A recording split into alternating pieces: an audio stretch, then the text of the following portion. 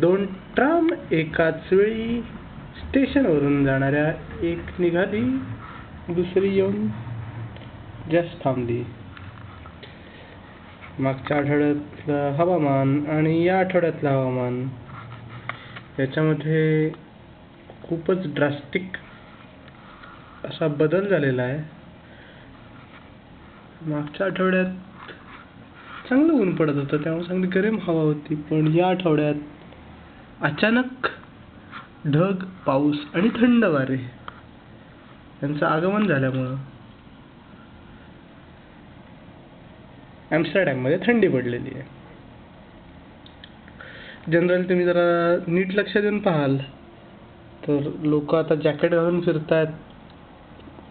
उजेड बऱ्यापैकी आहे, पण सम्राट साहेबांसमोर कोणीही हिरवळीवर बसलेलं नाही आहे.